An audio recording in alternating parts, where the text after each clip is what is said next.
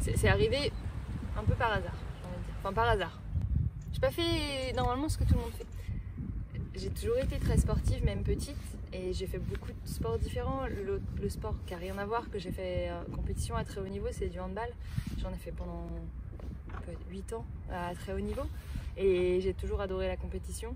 J'ai commencé à faire du bateau quand j'avais 10 ans, et je me suis dit ah c'est chouette, j'avais jamais fait de bateau avant, sauf peut-être un petit kata de plage. Et j'ai beaucoup aimé ça, et puis du coup de fil en aiguille, tous les étés on a fait ça.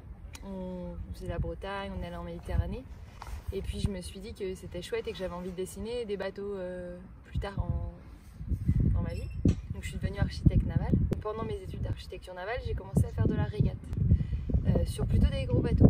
Et j'ai trouvé ça très bien, donc j'ai découvert ça un petit peu tard. Et du coup je me suis dit ok, je vais faire des bateaux, mais je vais dessiner que des bateaux de course. Donc du coup j'ai fait un peu plus d'études où j'ai fait de la recherche en matériaux composites pour devenir ingénieur en matériaux composites.